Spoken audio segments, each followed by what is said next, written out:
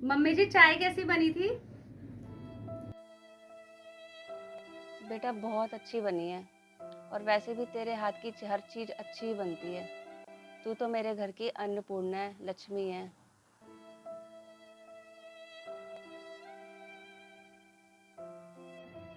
क्या बात है मम्मी जी, बहुत उदास लग रहे हो। मुझसे कोई गलती हो गई क्या? अरे नहीं नहीं बेटी, तेरे से कोई गलती नहीं हुई है।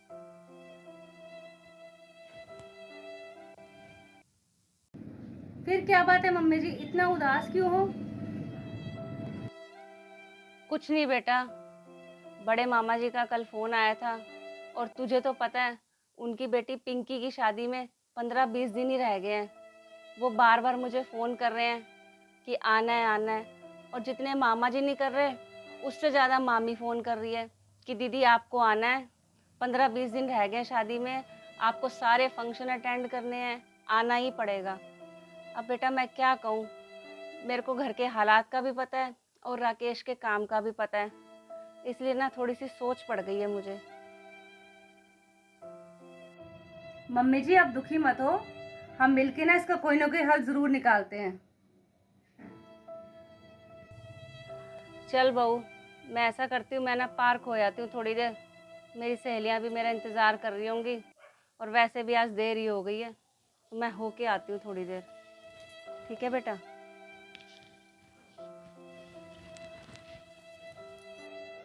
ठीक है मम्मी जी।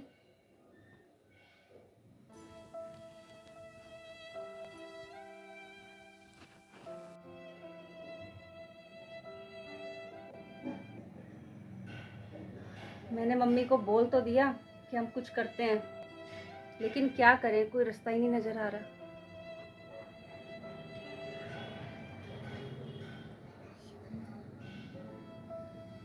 कपड़े तो कुछ भी समझ नहीं आ रहे। ये मैंने मेहंदी के लिए निकाल दिया मम्मी जी के लिए, ये हल्दी के लिए, और ये सगन के लिए। ये भी मैं सब उस पे पहन लूं मेहंदी पे। हे भगवान, मैंने मम्मी जी को बोल तो दिया कि हम कुछ करते हैं, पर मुझे तो कुछ भी समझ नहीं आ रहा। हे भगवान, क्या करूं मैं?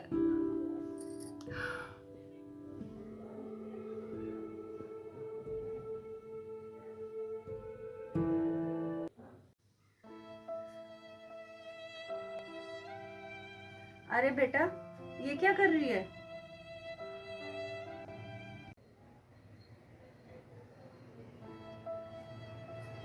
मम्मी जी अंदर से सबके कपड़े निकाले हैं। हिसाब लगा रही थी कि कौन से फंक्शन में कौन से कपड़े चलेंगे। 3 साल से हमने कोई कपड़े भी तो नहीं खरीदे ना। कपड़े ओल्ड फैशन तो जरूर हो गए हैं, लेकिन कोई बात नहीं, गुजारा चल जाएगा अपना।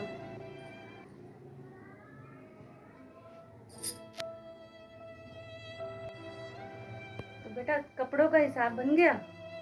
चल, शादी तो निपट ही जाएगी।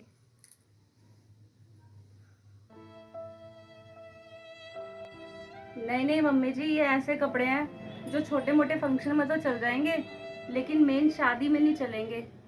मम्मी जी, मामा जी ना पिंकी की शादी एक बड़े से बैंक्वेट हॉल में कर रहे हैं, और वहाँ पे सब अच्छे अच्छे कपड़े पहन के आएंगे। अगर हम ये कपड़े पहन के जाएंगे ना, तो हमारे कपड़े सब में अलग ही नजर आएंगे।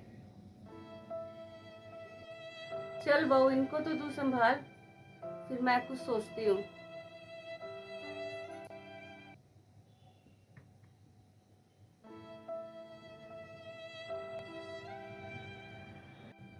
ठीक है मम्मी जी।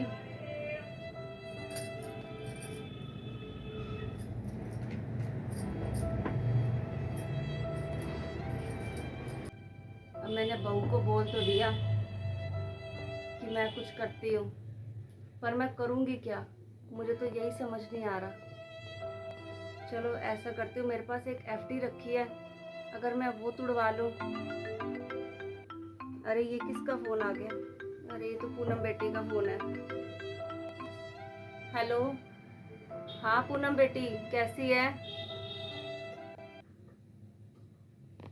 मैं तो ठीक हूँ मम्मी जी, आप बताओ आप सब कैसे हो?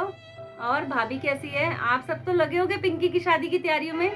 मुझे पता है भाभी तो पूरी जोरों शोरों से तैयारी कर रही होगी। भाभी तो एक एक चीज का ध्यान रखती है।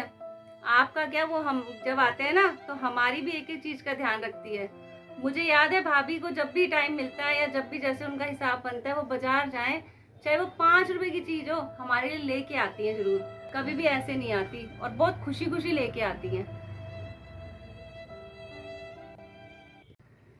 बेटी उसके इसी अच्छे स्वभाव से तो मैं बहुत खुश हूँ, लेकिन ना अब मुझे उसका दुख देखा नहीं जा रहा है। मैं क्या करूँ? मुझे तो पता है शादी नजदीक आ रही है और शादी में पहनने के लिए कपड़ों का कोई हिसाब नहीं बन पा रहा है, और राकेश का काम भी नहीं चल रहा ढंग से, इसलिए मैं उस पर कोई प्रेशर नहीं डाल सकती। बहुत परेशान हो गया, कपड़ों का कोई हिसाब ही नहीं बन पा रहा, इसलिए मैंने सोचा कि मेरी एक एफडी है, मैं वो एफडी तुड़वा दूं, क्योंकि मैं नहीं चाहती कि सारे रिश्तेदार अच्छे अच्छे कपड़े पहने और मेरे बच्चे उनके सामने शर्मिंदगी महसूस करें।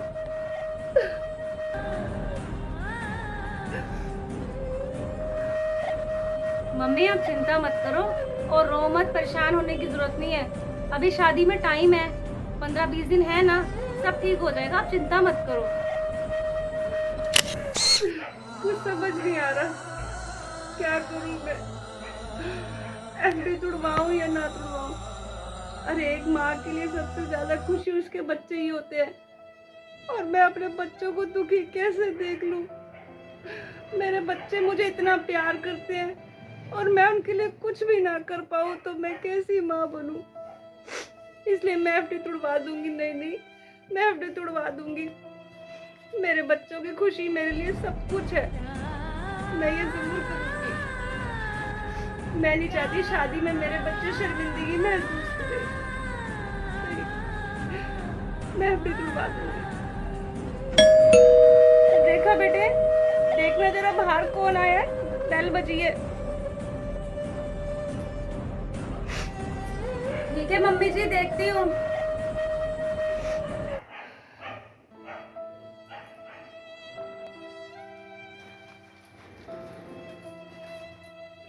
नमस्ते मम्मी। अरे पूनम बेटा, आज तो अचानक कैसे आ गई?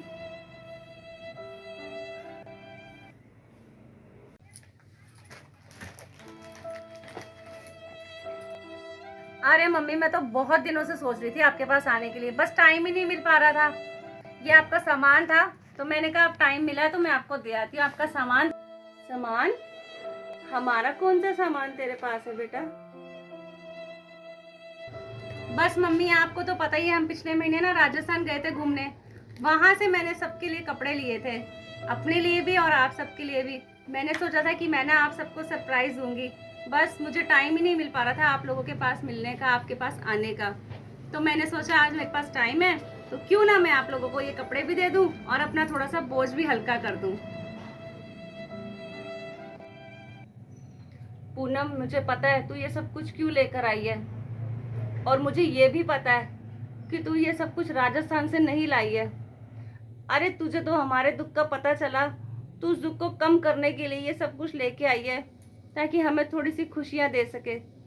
बेटा मुझे सच में बहुत खुशी है कि मुझे तेरे जैसी बेटी मिली और रेखा को तेरे जैसी नंद मिली। हम बहुत भाग्यशाली हैं बेटा, और मैं तो यही चाहूंगी कि हर घर में तेरे जैसी बेटी हो और रेखा जैसी बहू हो, तो वो घर हमेशा खुशहाल ही रहेगा, खुशियों से भरा ही रहेगा बेटा। हेलो फ्रेंड्स, दोस्तों अगर हर घर में इसी तरह से नंद भाभी और सास में प्यार रहे ना, तो वो घर कभी भी नहीं टूट सकता है। क्या आप एक अच्छी नंद और भाभी हैं? अगर हैं तो मुझे कमेंट बॉक्स में ज़रूर बताइएगा। उम्मीद है आपको आज का वीडियो अच्छा लगा होगा। अगर अच्छा लगा तो वीडियो को लाइक कीजिए, शेयर कीजिए और प्यारे प्यारे से कमेंट्स कीजिए। Thank you.